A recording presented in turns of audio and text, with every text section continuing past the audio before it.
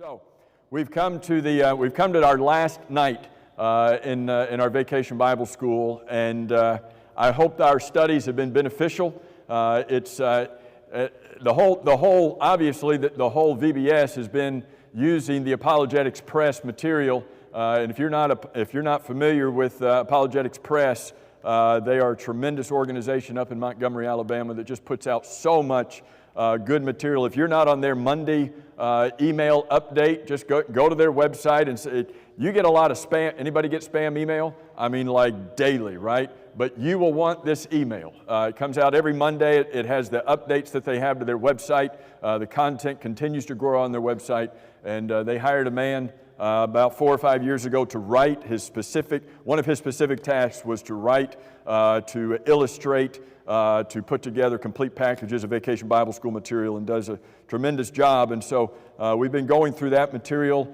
looking at the evidence for the creation of God. And I hope that as we've gone through this, that your faith has been increased. Some of this stuff you've heard before. Probably most of this stuff maybe you've heard before, and you're like, okay, I know this.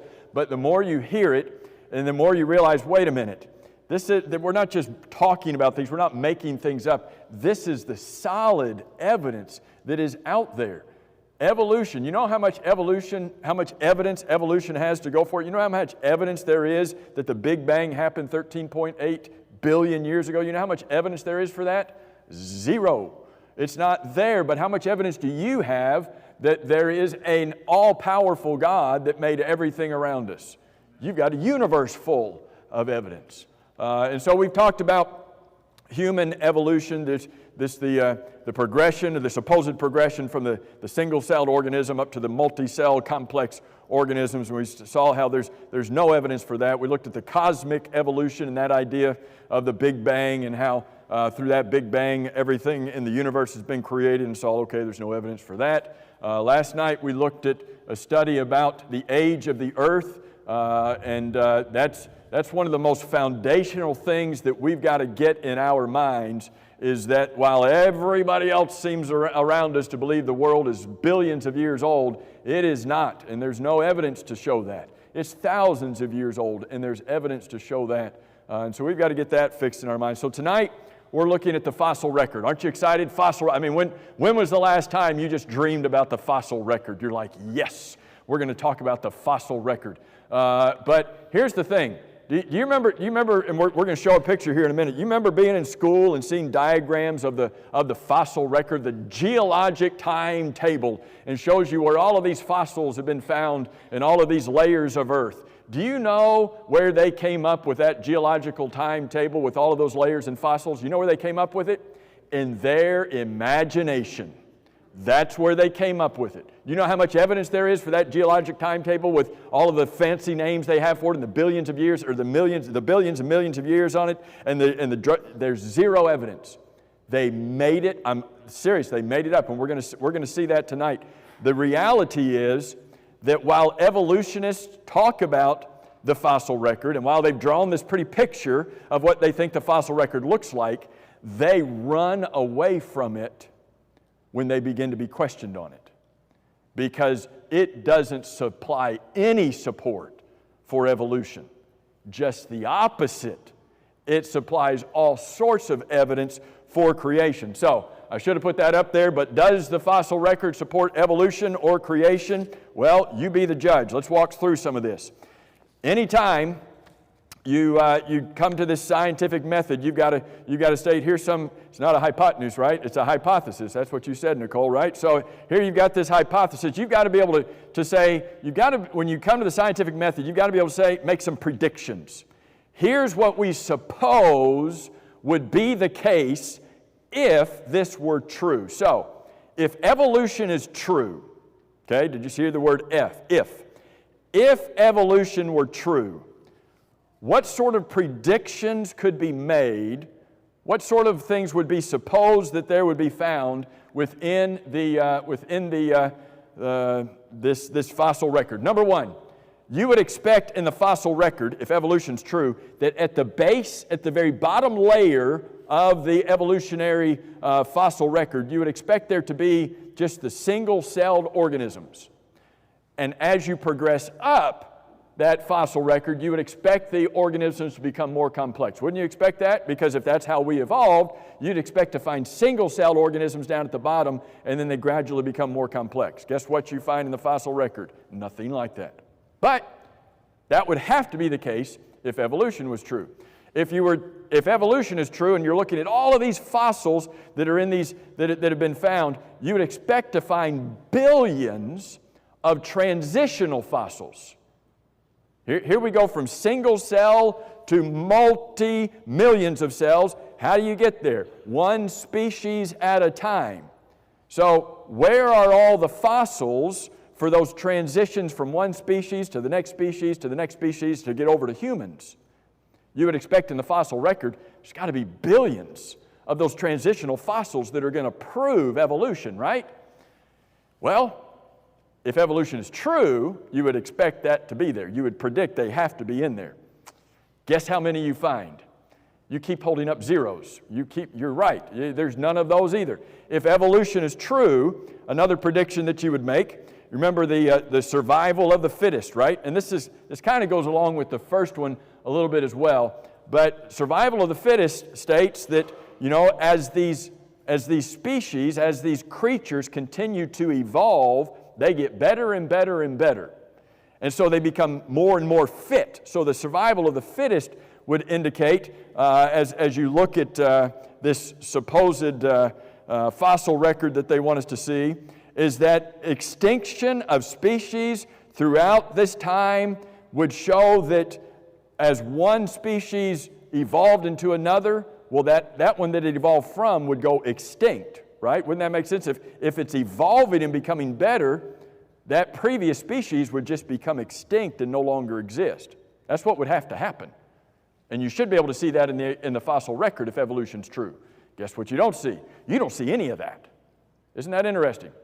The things that should be in there to prove evolution are not in there. Okay, what if creation is true?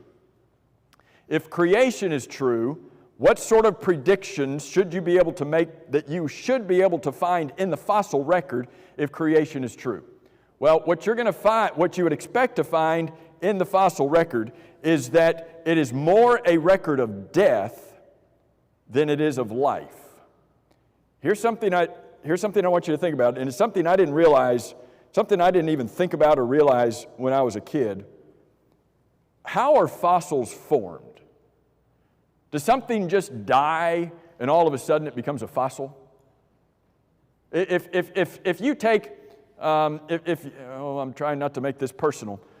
If you take your neighbor's dog, all right, we won't make it personal. You take your neighbor's dog, and your neighbor's dog has died, and you bury your neighbor's dog. Is that impersonal now? And you've buried your neighbor's dog in the ground. Is that going to become a fossil? No, it's not going to become a fossil. It's going to happen to your neighbor's dog. The same thing that happens to every living creature that's put down in the ground is going to decompose. Okay, so no fossil. Where do fossils come from? Do you know that fossil formation is very rare? There have to be certain circumstances that fall in place just right in order for fossils to be created. All right, so they don't just happen every day. There's got to be some major circumstances, some kind of a lava flow or some kind of maybe what you might think of as a worldwide flood, catastrophic event that would bring it about. So, if the Bible's true, there was a catastrophic event called the flood, then the fossil record's not going to show a bunch of life, it's going to show death. It's going to be a record of a lot of death, okay? Now, you would find a few fossils below the flood layers in the fossil record, but not many because they probably got wiped out by the flood. You would expect to find in the flood layers an equivalent of like a worldwide graveyard. Genesis chapter 7 and verse 23 says, all living things which were on the face of the earth were destroyed. Think about that. Think about how few animals there were inside of the ark. What's left? Think about the world full of animals outside. You're going to expect in the fossil record to see just a worldwide graveyard if the Bible is true. You would expect that the fossil record would begin with an explosion of fossil forms.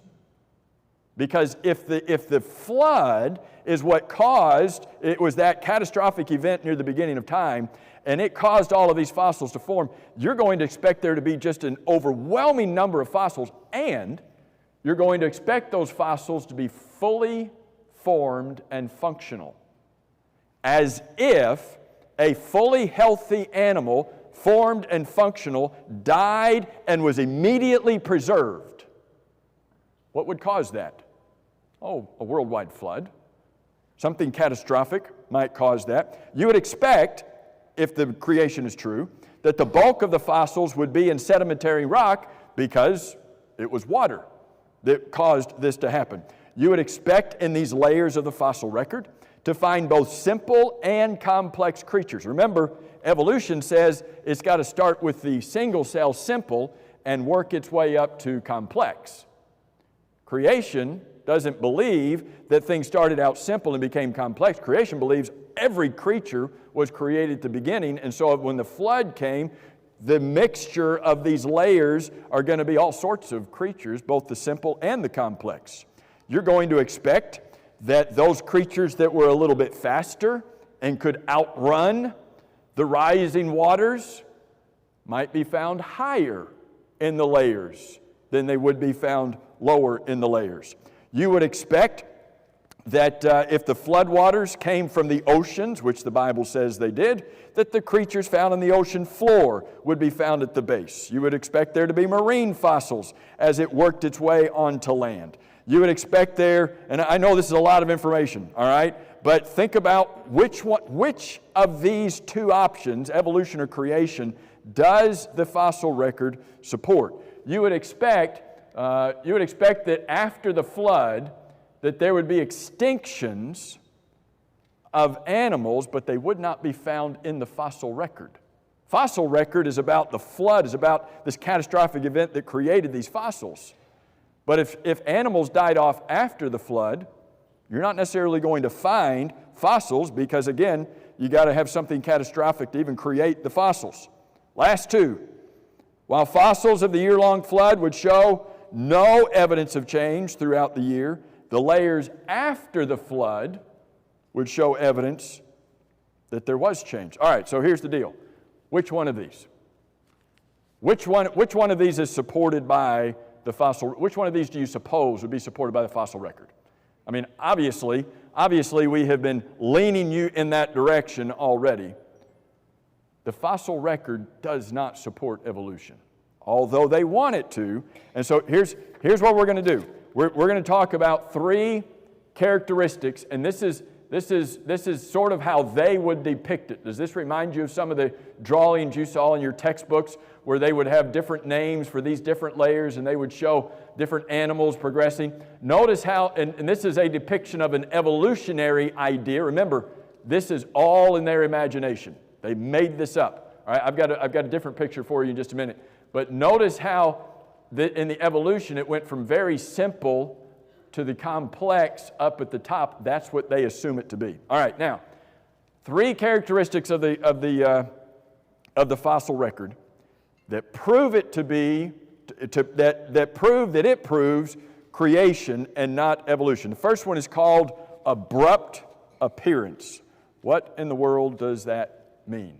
It means that when the fossils first appear in the fossil record, they appear fully formed without any evolutionary history. Is my next picture? Yeah, all right. So this is from the Encyclopedia Britannica 2010. Who's got that at home? You got Encyclopedia Britannica 2010 holding up the wall at home? All right, so thank you, Cheryl Ann. Cheryl Ann's the only one that raised her hand. So this is that famous evolutionary slant on what the fossil record looks like. Now, where did they come up with this? Remind me, where did they come up with this? The imagination. You know Figment at Disney? That's where they came up with it, in their imagination. Okay? Now, let me give you a closer look. So what they're saying is that coming back here 600 to 550 million years ago, is when you start finding these fossils, and so the Cambrian layer, we're going to talk a lot about that tonight. The Cambrian layer is how they identify the base layer of the fossil record. Now, notice what the evolutionists put in the base layer. They put simple organisms down in the base layer in the Cambrian, and they say that these are from somewhere around 550 to 500 billion million years ago. So as you work up, you'll notice that they become more and more complex. Where'd they come up with this? Not reality. They made this up in its entirety. What is one of the let me come back for a second. What's one of the characteristics that has actually been found to be true in the fossil record? That when you examine it, there is an abrupt appearance of fossils. What does that mean? That in their mind, oh, isn't this nice? We just start gradually and we go up and we get more and more complex. That's not the way it's actually seen in the fossil record. So let me give you some quotes, all right? And we've been doing quotes all week. And the point of these, none of these quotes have been from creationists. Every quote that we've used this week has been from an evolutionist. So think about that. It's evolutionists who are looking at their own information and saying, yeah, this isn't working. This doesn't hold up. All right? So about the abrupt appearance of fossils, of these fossils fully formed, notice some of these quotes. This is from University of Texas News when they were doing some research. They said this rapid diversification, known as the Cambrian explosion. All right, remember, Cambria is that bottom layer, but what they're saying is they're admitting there was an explosion of fully functional and formed fossils in that layer. And so what do they say? The rapid diversification, known as the Cambrian explosion, puzzled, think about that, puzzled Charles Darwin, and remains one of the biggest questions in animal evolution to this day. Very few fossils exist of organisms that could be Precambrian, before that, ancestors of bilateral animals, and even those are highly controversial. It puzzled Darwin because it's a big mystery. In the American Scientist, they said, as Darwin noted in The Origin of the Species, the abrupt emergence of arthropods in the fossil record during the Cambrian period presents a problem for evolutionary biology. Yeah, it does. There are no obvious, simpler, or intermediate forms that show convincingly how modern arthropods evolved from worm-like ancestors. What are they saying? The fossil record doesn't help us to understand how we came from worms. Isn't that horrible? Aren't you sad? Consequently, there has been a wealth of speculation and contention. Evolutionists admitting this, saying, we've had a lot of contention over this because it doesn't fit our narrative. You may recognize the name of Stephen Jay Gould. He was a Harvard evolutionary paleontologist, okay? Not a creationist, Harvard evolutionary paleontologist. He said the Cambrian explosion was the most remarkable and, uses the same word, puzzling event in the history of life. They see all of these fossils coming to life down in this bottom layer, and they're saying, no, that's 500 million years ago. Those animals aren't supposed to exist over there. And so it's puzzling to them, okay? Richard Dawkins, you've probably heard of him, evolutionary biologist at Oxford.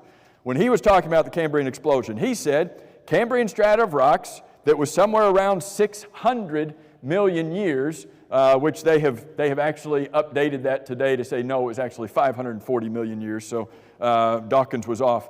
But they say, Dawkins was saying, these are the oldest which we find.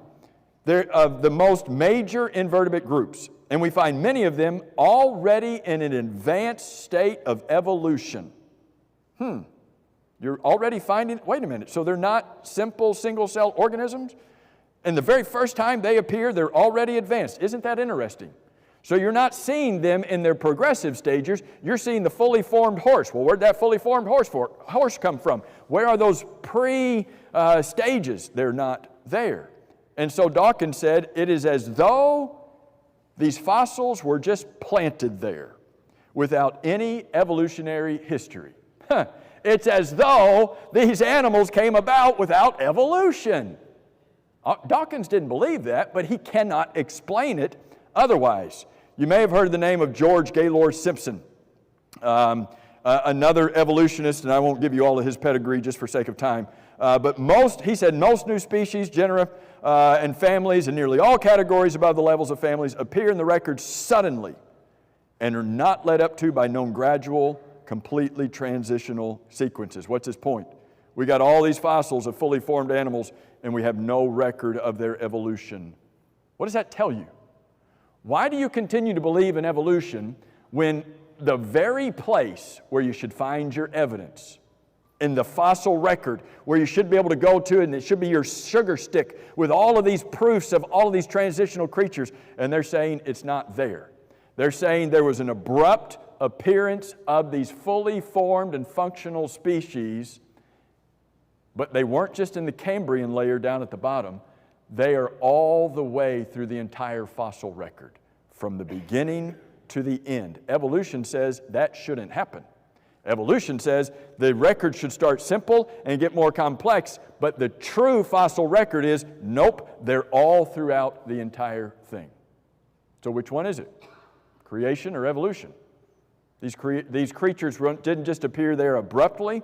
They appeared there complex. You've probably heard about the trilobites. Trilobites are a fun little creature, and I wish we had time to talk about them. Very complex, all right? Their eyes are more complex than the human eye. Is your human eye complex? I found out in the last 2 years, these puppies are really complex, right? So, but they had eyes more complex than your eyes. Where have their fossils been found? Down in the very lowest layer? Oh, no, they shouldn't be down there because that's reserved for the single cell, simple. Nope, they're down there. Complex, so it wasn't just an abrupt appearance, but just an abrupt appearance of these complex creatures. I'm not going to go through this just for sake of time. You can find out more about that stuff on their website. Characteristic number 2. So characteristic number 1, you've got this explosion of fossils in layers of the fossil record that shouldn't be there if evolution's true. Number 2 characteristic is this idea of stasis. What does that mean? It means that after these creatures appeared in the fossil record, they remain virtually the same throughout the rock layers. Evolution bases their arguments on this idea of uniformitarianism, which means everything remains the same, right? If you find a creature, if you find a horse, if you find something in one layer of the fossil record, it should not be the same throughout the other layers of the fossil record. It should be evolving, right? It should be becoming more complex, and those earlier stages should be becoming extinct. Except a horse in this layer was, guess what? A horse in this layer. Same thing. And so this characteristic of stasis has thrown off their arguments. And so here's that chart again. Not going to go through that. Let me give you some quotes from these guys. Stephen Gould again, this Harvard evolutionary paleontologist. He says he admitted that evolutionists have no direct evidence for these smooth transitions from species to species. He said think about that word, all paleontologists know that the fossil record contains precious little in the way of intermediate forms. He's actually being generous there by saying precious little. Transitions between major groups are characteristically abrupt. He went on to say the absence of fossil evidence for these intermediate stages between the major transitions of the species, and indeed our inability and even in our imagination, we can't construct functional intermediates. Think about what he's saying. I don't know if you're catching what he's saying. Do you have all those quotes, or did he just do a ... there? He just did a ... Let me read that again. Is that up there, between major transitions and dying? No, he left it out. All right. So here's what he says. We have no record of these stages, and he says we don't even have the ability or the imagination to construct them, and it has been a persistent and nagging problem for evolution. The fossil record has been a persistent and nagging problem for evolution. He went on to say the extreme rarity of transitional forms in the fossil record persists as the trade secret. It's a secret. We don't know where they are of paleontology. We don't know what's happened to them. It's our trade secret. The evolutionary trees that adorn our textbooks, you've seen those evolutionary trees. He says the data on those at the tips and the nodes, that's there, but the rest of the tree, what is that? Wait a minute. So you're saying the stuff you put out on the tips of that is the known creatures today, and that's got evidence, but you're telling me the rest of the tree that you have created, hello? Like 99% of the rest of what you have done has been made up. It is inference. There's no evidence for it in the fossils. This is an evolutionary paleontologist admitting this. And I've got tons of other quotes. We don't have time to get to these. There's Robert Barnes up there. I find this one fascinating. He's an evolutionary anthropologist. He said the fossil record tells us almost nothing about the evolutionary origin of phyla and classes. Intermediate forms are non-existent, undiscovered, and not recognized. There's no evidence. You look inside of the record, and there's absolutely no evidence there. Let me give you one more quote from a couple of how do you say the word? Evolutionary biologists named James Valentine and Douglas Irwin. If we ever were to expect to find ancestors, this is where our ancestors should be. Have you all done the ancestor search? Send in your blood, find out your ancestors. Do you have horse in you? Do you have pig? Do you have amphibian in you? Did it come back amphibian? What level of amphibian are you when you got your blood test back? So if we were ever to find ancestors and the intermediates in between the species, it would be in the rocks. It should be in the rocks of the Precambrian, even from the early stages, and all the way up. I'm going to show you where the stage is in the Ordovician times. That's where the bulk should be. But look at what he says. Transitional alliances are unknown and unconfirmed. In other words, we can't find any. No real evolutionist.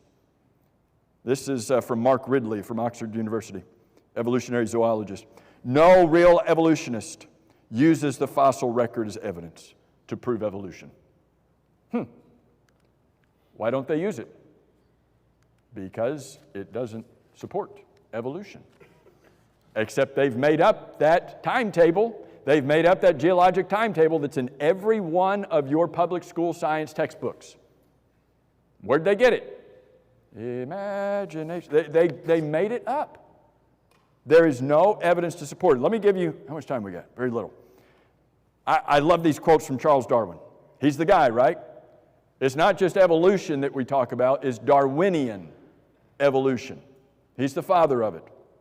The number of intermediate varieties, again, from stage to stage in these species, you ought to see these, how did we evolve? The number of intermediate varieties, which have formerly existed, he says they existed, must be truly enormous. In order to go from one single cell to 2 cells to 3 cells, in order to make all of these, I guess 2 to 4 if you're being accurate, make all these progressions, you got to have intermediate stages. He says the number of those, the volume, that's got to be massive. There's got to be so many of those out there. Well, why then is it not every geological formation and every stratum is full of them? Why isn't every one of them full of them? Here's his answer. Geology assuredly does not reveal any such finely graduated organic change. And this, perhaps, is the most obvious and serious objection which can be argued against this theory of evolution. You want to argue back against the theory of evolution? Charles Darwin just told you what the strongest argument is you can use. The fossil record. Just use the fossil record. Take all of this evidence about the fossil record back to them and say, nope, there is no support for it. All right, we're going to skip to the last. Lots of good stuff in here about vertebrates and invertebrates. Living fossils. You know what living fossils are? That's like a contradiction in terms, right? How can a fossil be living? Living fossils are, well, here's a list of fossils, supposedly, that they said went extinct. Here are a list of creatures, okay, that went extinct anywhere from 20 million years ago to, what's the highest number? 500 million years ago. These are creatures that supposedly went extinct all that time ago, and so we have found their fossils, except why are we talking about living fossils? Well, because they're supposed to be extinct, but we still found some alive. You know, they're supposed to, you ever heard of somebody writing somebody's obituary before they actually died? That's kind of mean, right? That's basically what they've done. They've written the obituary for these creatures. Oh, they're extinct, and yet they have been found alive and still there. What does all of this prove? It all proves creation. It doesn't prove evolution. Real quick, characteristic number 3. I hope some of this, I know we're rushing through this like mad. I hope some of it's sinking in. Characteristic number 3 about the fossil record is this idea of extinction. Obviously, evolution points to the survival of the fittest, and so you would expect there to be some kind of extinction in evolution of the non-fittest, the ones that didn't make the cut, right? The ones that didn't survive, you would expect them to, but that's not what happens. What happens in extinction in the fossil record is not the stages of the evolution, it's mass extinctions that result because of a catastrophic phenomenon known as the flood. Evolutionists believe that there were five mass extinctions over time. They've got various names for these mass extinctions. They've got time frames from anywhere from 445 million years ago. There was a mass extinction where 60 to 70% of the Earth's species went extinct. By the way, that wasn't you because you weren't around until about 2 million years ago. So that wasn't you at all. But 60 to 70% went in that one, 75% went in this one, 95 went in that one, 70. So you see all these percentages. So it goes anywhere from 65 million up to 445 million years ago, where all these mass extinctions that happen. This is the next chart. Causes are unknown. Let me get to this next chart. All right, so here's their supposed going from simple to more complex. Guess what creation shows us? Look at this period right here in this block, and I know you can't read this, but over here on the side it says biblical flood that lasted for 1 year. When you have a worldwide global flood that wipes out everything on the face of the earth, is that going to cause extinctions? Yeah, it's going to cause extinctions. Would it possibly cause extinctions at various levels, at various time frames during that year? How long did it take for certain creatures to die out? How long did it take for the floodwaters to shift in such a way that it created these fossil graveyards that we have today? And so the point of the creationist model is not that there were 5 different, I'm going backwards, not that there were 5 different mass extinction events, but that all of these events that they claim are all of these years ago, that all of these events, sorry, I'm pushing the wrong button here, all of these events happened during this same period right here. See, they say it's 4.5 million years ago, up to about 60 million years ago. Well, those dates don't hold, and we learned that last night. Because their dating methods don't hold.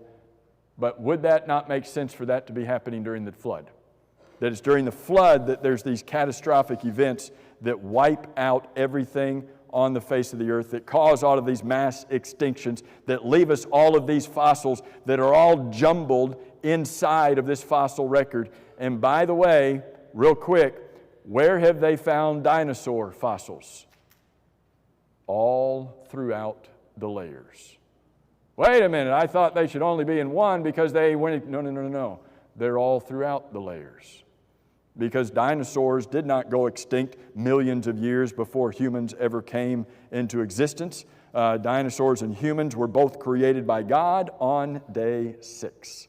They were coexistent at the time. So here's the deal about this matter of the fossil record. There is no support for it in evolution. Evolutionists run away from it, but it is fully supported by creation. Yes? Haven't they found dinosaurs and human fossils in the same layers? Yes. There have been, and the reports on it are various, but there have been reports of human and dinosaurs found in the same layers. Yeah. Thank y'all. I know this is just a gob of information. It's like drinking out of a fire hose. But hopefully what we've gained from the last few nights is just a reaffirmation that God created this world. This world has not evolved. We have not evolved. What we read in Genesis 1 about creation, what we read about God throughout the Bible is that He made this world. He made everything in it in 6 days. He flooded the earth because of sin. What should that tell us? I need to make sure I'm right with God. And that was Peter's point in bringing up the flood in 1 Peter chapter 3 and in 2 Peter chapter 3. He brought up the flood to say, we better make sure that we're right with God so that when our time comes, whether it be our end of our life or the end of this world, that we're ready to meet the Lord. Thank you all very much for being here tonight. You are dismissed.